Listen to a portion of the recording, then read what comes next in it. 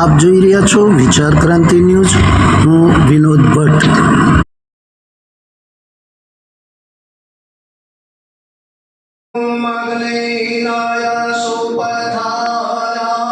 दुर्लभ वस्तु कई છે બહુ જ ઇમ્પોર્ટન્ટ, બહુ જ મહત્વની, બહુ દુર્લભ વર્ષોના તાર પછી પ્રાપ્ત થાય એવી કઈ વસ્તુ છે?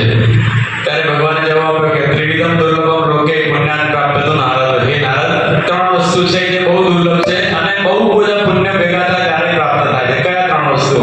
તો પહેલું છે મનુષ્યત્વ. મનુષ્યનો જન્મ મળવો એ સૌથી મોટું દુર્લભ જે આપણને બધાને મળી ગયું છે.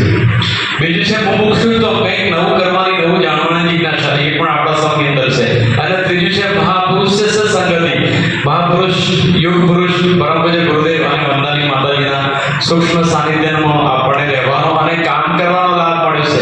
આ દુર્લભ અવસર છે અને બધાને પ્રાપ્ત થતો નથી. તો આપણે બધા સૌભાગ્યશાળી છીએ. અને એમાં એક એવો વિશેષ સમય, આજથી લઈને 1 વર્ષ સુધીનો જે 100 વર્ષ સુધીનો જે સમય છે, પરમ વંદનીય માતાજીની જન્મ શતાબ્દી આવી રહી છે. અખંડ દીપકના પ્રાગટ્યને 100 વર્ષ પૂરા થઈ રહ્યા છે. ગુરુદેવ જે સાધના કરી એને 100 વર્ષ પૂરા થઈ રહ્યા છે. તો આ બધું ઘણું બધું ભેગું થવાનું છે. અને સતયુગનો એકદમ શિલારોપણ જેને કહેવાય કે એકદમ એની સ્થાપના જ થઈ છે એમ કહેવાય, એવો એક પિરિયડમાં આપણે પસાર થઈ રહ્યા છીએ. અને એમાં ભગવાનનું કામ કરવાની આપણને જે તક મળી એ આપણા સૌના માટે બહુ ગૌરવ અને ગર્વનો વિષય છે. તો આવો આજના પ્રશિક્ષણમાં ઉપસ્થિત આપ સૌનું ફરી એકવાર હૃદયથી સ્વાગત કે આપ સૌ ભાગ્યશાળી છો, ધન્ય ભાગ્ય છે કે તમે આ પોતાનો સમય કાઢીને આજના પ્રશિક્ષણમાં અત્રે ઉપસ્થિત રહ્યા છો. કેટલી જગ્યા અવેલેબલ છે, કેટલા જણ તમે 2 કે 3 જણ સંભાળનારા હો તો 25, 30, 40, 50 સંખ્યા સુધી શરૂઆતમાં થોડી સંખ્યા વધારે લાવવાની, કારણ કે પછી ધીમે ધીમે ઘટતા જાય છે. પછી એટલે શરૂઆતમાં 50, 60 બાળકો રાખવાના, એટલે પછી 20, 25 જેવા તો રહે એટલીસ્ટ જે ટકીને તો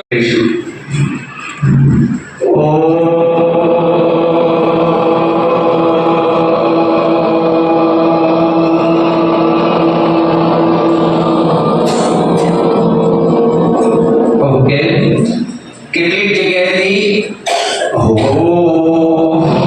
હોમ એટલે શું થાય? HOME હોમ એટલે શું થાય? હરિયાણા કરવા બેઠા છીએ આપણે. આપ સૌ બાળકો છો અને હું એક આચાર્ય તરીકે જો આચાર્યની ભૂમિકાની પણ વાત કરી છે તો સીધી રીતે આપણે સીધું કેન્દ્ર શરૂ કરીએ છીએ કે માની લો કે આજે બાળકો બધા આવ્યા છે, અહીંયા લાઈનમાં બેઠા. હવે સૂચના આપવી છે જરા આ બધા બાળકો પોતપોતાની લાઈન ચેક કરી લો, કારણ કે હવે બધા આચાર્ય છો અને આ ફોટા પ્રજ્ઞા અભિયાનમાં આવે છે એટલે આ જિલ્લાની ડિસિપ્લિન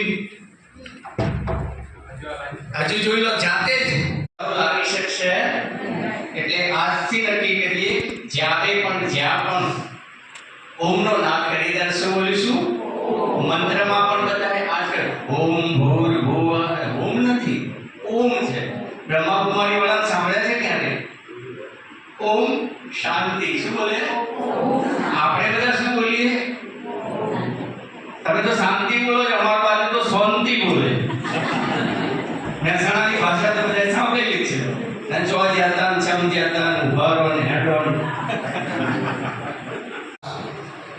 દુર્યોધન ધૃતરાષ્ટ્ર પાસે જાય છે અને કહે છે કે તને આંખ નથી તો હું તને દિવ્ય દ્રષ્ટિ આપું. એની પાછળનો એમનો ઉદ્દેશ્ય બહુ સ્પષ્ટ હતો કે કદાચ આ રાષ્ટ્રપિતા જોશે અને કંઈક યુદ્ધ બંધ કરી દેશે તો આ સંહારમાંથી મુક્તિ મળશે. પણ ઈશ્વરની તો રચના હતી કે આસુરી અને દેવી વૃત્તિની વચ્ચે ટકરાવ થવાનો હતો. કૌરવો પાંડવો ક્યાંય નથી, આપણી અંદર જ છે અને વૃત્તિની સામે આપણે લડવાનું છે. તો છેલ્લે આપવામાં આવી દિવ્યમ દદાને દ્રષ્ટિ, સંજયને દ્રષ્ટિ આપવામાં આવી. હવે બાળ સંસ્કાર કેન્દ્ર અને સંજયની દ્રષ્ટિ સાથે શું સંબંધ છે? તો જેટલા શ્લોકમાં સંજય બોલે છે ને એમાંનો એક શ્લોક હું કહીશ આજે. એવ મુક્ત ઋષિકેશ ગુડાકેશ પરમ તપ નયોત્સ્ય ઇતિ ગોવિંદ ઉક્ત્વા તૃષ્ણી બભૂવ. ન યોત્સ્ય ઇતિ, હું યુદ્ધ નહીં કરું, હું મારા જીવનમાં બદલાવ નહીં કરું, હું પરિવર્તન નહીં કરું. 2 વડીલોએ ગમે તેટલું શીખવાડ્યું, હું ફેરફાર નહીં કરું. આવું કરવાનું છે આપણે, અને કરીશું તો ખાણમાં ભરવાની તૈયારી રાખજો. પછી આપણા વખાણ થશે, અને વખાણ થશે તો ખાણ પડેલી છે, પડવાની તૈયારી છે. એટલે હંમેશા યાદ રાખજો કે ઈશ્વરે એક દિવ્ય આત્મા આપણા બધાની જોડે મૂકેલો છે. એ જુએ છે, એ માર્ગદર્શન પણ આપે છે, એ બેઠા બેઠા આપણને ઈશારો પણ કરે છે. આજે કંઈક પૂર્વજન્મનું કારણ હતું કે આપણને આ લોક કલ્યાણની બાળ સંસ્કાર કેન્દ્ર માટેની સેવાનો લાભ મળ્યો. બધાને નથી મળતો. એવા એવા વિચિત્ર પ્રશ્નો બાળકો પૂછે, એવા વિચિત્ર અનુભવો થાય. બહેનો જે કરે છે કામ એમને ખબર છે, ભાઈઓ કામ કરે છે એને ખબર છે. ખાલી આપણી જોડે એ દિવ્ય આત્મા, દિવ્ય દ્રષ્ટિવાળા આત્મા આપણી જોડે હર હંમેશ આપણા હૃદયમાં રહી માર્ગદર્શન આપે છે. પ્રશ્ન ફક્ત એટલો છે કે મારે પરિવર્તન જો ના કરવું હોય ને, તે દિવ્ય દ્રષ્ટિ મદદ કરી શકતી નથી. મારામાં બદલાવ લાવવાનો છે. નયોત્સેતી, હું યુદ્ધ નહીં કરું એમ કહીને જ્યારે અર્જુન એની જે શક્તિ હતી, ધનુષ બાણ, એની ક્વોલિટી, બોલીશું તો એ પેઢી આખું એ જ કરશે ને એ એમનું સાંભળેલું બીજા કરશે, બીજાનું સાંભળેલું. એટલે જ્યારે પણ ઓમકારનાદ કરીએ તો ઓમથી કરીશું. ફરીથી આંખો બંધ કરી, કમર સીધી કરી અને પાટણ હતી તો પાટણે હું કેન્દ્ર ચલાવતી. વિદ્યાર્થીઓ રવિવારે વાલી ખુદ મૂકવા આવે તો 150 વિદ્યાર્થીનો બાલ સંસ્કાર કેન્દ્ર ચલાવતી. પણ મેં પ્રોપર કઈ આવી શિબિરમાં ભાગ લીધો નહોતો, અને આજે મેં જે શિબિર કરી છે એમાં મને પ્રોપર રસ્તો મળ્યો કે આપણે શું કરાવી શકીએ, અને એ મને ખાસ જાણવા મળ્યું. અને બીજું કે બાલ સંસ્કાર કેન્દ્ર જો ચલાવવા જે છે તો આપણા જીવનના પણ જે મહત્વના જે પ્રેરણાદાયક અનુભવ જે છે એ અનુભવ જે છે એ ખૂબ જ જરૂરી છે. બીજું, તમે ગુરુદેવનું કોઈ પણ પુસ્તક વાંચશો ને તો એમાંથી એક મહત્વનું સાર જે છે એ તમને મળે છે, અને એના અનુસંધાને તમે ઘણા બધા પ્રશ્નોના જવાબ તમે આપી શકો. વિદ્યાર્થીઓ બાલ સંસ્કાર કેન્દ્રમાં આવે છે, ઘણા બધા પ્રશ્નો કરે છે, અને એ પ્રશ્નનો જવાબ આપણા પાસે હોવો જોઈએ. હું મારી ખાલી શાળાની જ વાત કરું તો ગુરુદેવના વિચારો વિશે ઘણું બધું કહું છું, અને એમાં એક પ્રશ્ન સમજાવતી હતી ઇકોનોમિક્સમાં કે શ્રમ અને શ્રમિક અવિભાજ્ય છે, અને કહે જો શ્રમિક જે દિવસે શ્રમ કરવા જતો નથી તો તે દિવસે એને પગાર નથી મળતો. તો મારા એક વિદ્યાર્થીએ મને પ્રશ્ન કર્યો કે બેન એવું નહીં હોતું કે અમુક શિક્ષકો શાળામાં નથી આવતા અને છતાંય પણ પગાર મળે છે. એટલે મેં એમ કહ્યું એને કે બેટા તમે એટલું ધ્યાન રાખજો. ચલો મેં એમનું કહ્યું મારો પગાર ગણો, ચલો મેં મારો પગાર ગયો, ચલો 30 વડે ભાગી દો. એમને 30 વડે ભાગ્યા. ત્યાર પછી મેં કહ્યું કે ચલો એને તમે 6 વડે ભાગો. એમને 6 વડે ભાગ્યા. એટલે દરેક દિવસના જેટલા પેડ આવે છે એ હા 1 કલાક મળી ગયા. ચલો હવે એને તમે 40 વડે ભાગો મિનિટ. એટલે કોઈ બેન જવાબ 10 આવે છે. તો 1 મિનિટમાં મારે 10 રૂપિયાનું કામ કરવાનું છે. હું જો 10 રૂપિયા મને પગાર સરકાર આપે છે, 1 મિનિટના મને કેટલા રૂપિયા મળે છે? 10 રૂપિયા. જો હું 10 રૂપિયાનું કામ નહીં કરું તો મારું જે ભગવાન જે ગુરુદેવ છે ને એ મને ઊંઘવા જ નહીં દે. પહેલી વાત એટલે આપણે કોઈ શું કરે છે ને એ નથી જોવાનું, પણ આપણે શું કરવાનું છે એ જોવાનું છે. મને આજે ઘણું બધું શીખવા મળ્યું. હું બાલ સંસ્કાર કેન્દ્ર ચલાવતી હતી, બાળકોને આપણું પ્રજ્ઞા ગીત શીખવાડતી હતી, વાર્તા કહેતી હતી. પણ આજે મને નવું એક શીખવા મળ્યું કે બાળકોને યોગા, કસરત આ બધું જ બરાબરથી કરાવવું જોઈએ, અને હું આ રીતે પણ હું ચલાવીશ. જય ગુરુદેવ બધાને. મજા આવી ગઈ ને, આનંદ આવી ગયો ને. એક પાઠશાળામાં બેઠા અમને એવું કહ્યું કે માની પાઠશાળા બરાબર છે, તો હકીકતમાં આપણે ગુરુજીની પાઠશાળામાં આ બાળ સંસ્કાર કેન્દ્રનું શીખવા આવ્યા છે. તમને બધાને ખબર હશે કે આણંદ જિલ્લાની અંદર અને ખેડા આણંદ જિલ્લા ઝોન તરીકે કેટલાય વર્ષોથી લગભગ આજે 394મો રવિવાર છે, વૃક્ષારોપણ થઈ ગયું છે. ખબર છે કોઈ? તો જો 394મો રવિવાર છે અને અમારી સાથે એવા લોકો વૃક્ષારોપણ દરમિયાન આવ્યા છે કે જેઓ મિશનને જાણતા નહોતા. ગાયત્રી ગાયત્રી પરિવાર શું છે જાણતા નહોતા, પણ ધીરે ધીરે ગાયત્રી પરિવારમાં આવ્યા. આજે એક ફેમિલી એવું છે કે આખું ઘર ગાયત્રી પરિવાર સાથે જોડાઈ ગયું છે. બરાબર, એ યોગેશ ફેમિલી અહીંયા આવી છે કે જે સૌથી હાઈએસ્ટ વૃક્ષારોપણનું રાત દિવસ એ લોકો કામ કર્યા કરે છે. એટલે વૃક્ષારોપણના માધ્યમથી તમે તમારા બાળકોને, જે બાળ સંસ્થાના બાળકો છે એ લોકોને પણ જોડી શકો છો. અમારી સાથે જે મા બાપ છે ને, મા બાપ એમના નાના બચ્ચાઓ લઈને આવે વૃક્ષારોપણ કરવા. રવિવારે તમે કહો જે બાળ સંસ્કાર શાળા કાર્ય શિબિર અંતર્ગત આપણે જે ખેડા જિલ્લાના ચેતરા કેન્દ્રની અંદર જે અહીંયા કાર્ય શિબિર ભરી, એટલે મારો પોતાનો અનુભવ આજે તમને કહું. સાહેબે કીધું કે પોતાનો અનુભવ કહેવાનો છે. તો મને ઘણા વર્ષો પછી એવું લાગ્યું કે લગભગ મારો પરિચય તો સાહેબે આપી દીધો. એટલે મારો મૂળ વ્યવસાય શિક્ષકનો છે. એટલે ઘણા સમય એવું લાગ્યું કે મારી તાલીમ આવે છે 10 રૂપિયા મહિનામાં 2 થી 3 ટ્રેનિંગ હોય. એટલે આમે 5-6 વર્ષનું તાલુકા બેઝ પર કામ કર્યું, ટ્રેનિંગમાં બહુ ઓછું બેસું. એટલે ઘણા વર્ષો પછી એવું લાગ્યું કે શિક્ષકની શિબિરમાં બેઠા ને એવું લાગ્યું હજી મને. અને ખરેખર ખૂબ જ નવું જાણવા મળ્યું. કારણ કે આજે આટલી ઉંમરે પણ એક વિદ્યાર્થી બનીને આપણને કંઈક નવું જાણવા મળે ત્યારે આનંદ જુદો થાય. એટલે એવું થયું કે આ જોયા પછી કે ક્યારે છીપડી દઈએ ત્યારે રવિવારે અમે ફરી ચાલુ કરી દઈએ અમે, એવો ઉત્સાહ છે. એટલે સાહેબને વિનંતી કે ઝડપથી એ પીપીટી મોકલજો.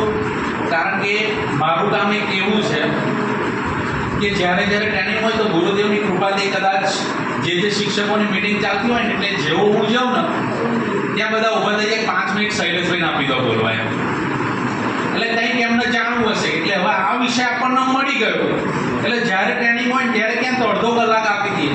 કારણ કે બધા શિક્ષક કહેવાનું કહ્યું તો ઘણા બધા શિક્ષકો એટલા એ હોય છે ભાવનાશીલ, લાગણીશીલ બાળકો પ્રત્યે કે આવું એમના જાતે ક્લાસમાં પણ શીખવી શકે છે. એટલે એ પણ આપણે એનો પ્રયોગ કરીશું. અને એક નાની વાત કહી દઉં તમને કે આ બાળ સંસ્કાર અંતર્ગત એક પ્રયોગ મેં મારી શાળામાં કરેલો, મીનાવાડા પ્રાથમિક શાળાની અંદર, કે બાળકોને સંસ્કાર કઈ રીતના આપવા. જસુભાઈ તથા વિનોદભાઈ અને આવેલા બધા મહેમાનોને મારા સાદર નમસ્કાર છે. આપણે બેનો જરા કમર સીધી કરી લઈએ, બરાબર ને? બાળ સંસ્કાર કેન્દ્રની આજે ટ્રેનિંગ હતી. એટલે આપણે પહેલી ટ્રેનિંગમાં આપણે શિસ્તમાં બેસવાનું હોય, બરાબર ને? તો એ ભાઈઓ આજે એટલે દૂરથી આવ્યા છે અને આપણને જે જાણકારી આપી છે, હતું તો આપણી જોડે પણ ઘણું. આપણી ઘરે મમ્મીએ બહુ જ ભોજન બનાવ્યું હતું, પણ બાજુવાળા ત્યાંથી મૂઠિયા આવ્યા ને વધારે મીઠા લાગ્યા, બરાબર ને? તો કેમ મીઠા લાગ્યા? કારણ કે એ જુદા બનાવ્યા હતા અને એનો ભાવ જુદો હતો પીરસવાનો, અને એમને આપ્યા એ ભાવથી આપ્યા હતા. તો આજે એ ભાવને આપણે તાલીઓથી ગટગટાઈશું કે આટલું સરસ શિક્ષણ આપણે આજે બાળકો તરીકે લીધું છે. તો આને ક્યારે સાબિત કરીશું? ફોલો કરીશું ત્યારે. દરેક વસ્તુને ફોલો કરવાની છે. હવે ભાઈને અમે કહીએ કે આ બહેનો બેઠા છે એ ફક્ત 50% છે બાળ સંસ્કાર કેન્દ્ર ચલાવતા. બીજા 50% બહેનો આવી શક્યા નથી, કેમ કે ગામડે દૂર છે. તો હું આપને પ્રોમિસ આપું છું કે હવે પછીની શિબિરમાં આનાથી ડબલ સંખ્યા હશે. અને એ શિબિર આપણે એવી સેન્ટરમાં ગોઠવીશું કે આખા જિલ્લા અને તાલુકાના બધા જ બહેનો ભાગ લઈ શકે. આમાં જે બહેનો બેઠા છે એ આજે હું આપને કહું કે અમે ક્યાં રહીએ છીએ તો અમૂલમાં, બરાબર ને? એક દૂધમાંથી જેમ 5 વાનગી બને છે કે આપણે ઘી પણ કાઢીએ છીએ, પનીર પણ બનાવીએ છીએ અને દહીં પણ બનાવીએ છીએ.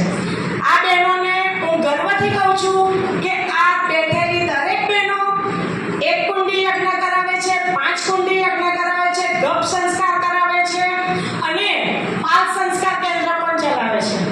108ની જેમ આ બહેનો સવારે રૂટીનમાં 12 વાગે નીકળી જાય છે અને મારી સાથે સાથે એક દિવસની 3 સ્કૂલ કવર કરે છે. એ અમારી ટીમ છે આખી, કે એક દિવસમાં અમે 3 સ્કૂલમાં જઈએ છીએ અને સેટરડે સન્ડે દરેક બહેનો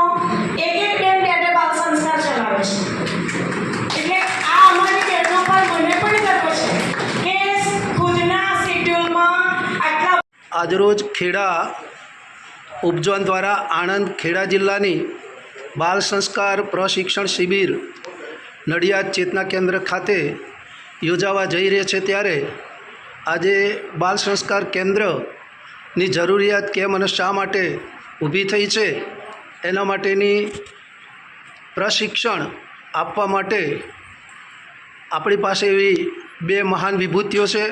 આવો એમની પાસે જાણીએ, એમનું નામ જાણીએ અને અત્યારે આ જરૂરિયાત શું છે. નમસ્કાર બધા દર્શકોને મારા નમસ્કાર. હું પ્રવીણભાઈ પંચાલ અમદાવાદથી આવું છું અને છેલ્લા 30-35 વર્ષથી પરમ પૂજ્ય ગુરુદેવનું કાર્ય ગાયત્રી પરિવારના કાર્યકર્તા તરીકે કરી રહ્યા છીએ.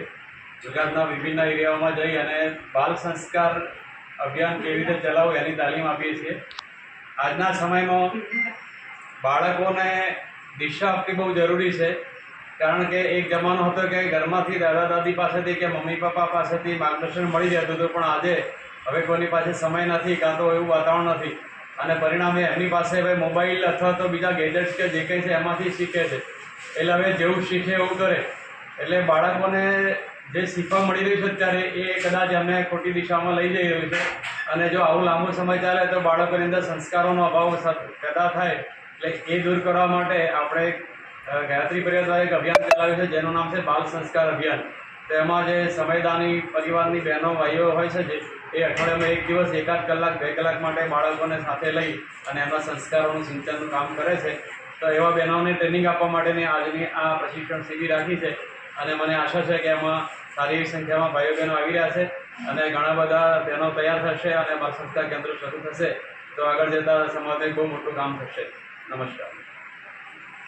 અત્યાર સુધી આપે બાલ સંસ્કાર કેન્દ્ર પ્રશિક્ષણની શિબિર કેટલી કરી હશે? આખા ગુજરાતમાં થઈને લગભગ 100થી વધારે શિબિરો કરી છે જિલ્લા સ્તરીય, કે જેમાં એવરેજ 100ની આસપાસ સંખ્યા હોય એવા લોકોને આપણે એવી 100થી વધારે શિબિરો કરી છે, અને દરેક જગ્યાએ 25-30 કેન્દ્રો નવા શરૂ થાય છે, અને એના પરિણામ સ્વરૂપે આખા ગુજરાતમાં અત્યારે લગભગ 1200 જેટલા બાલ સંસ્કાર કેન્દ્રો ચાલી રહ્યા છે, અને એનું પરિણામ પણ સારું મળી રહ્યું છે.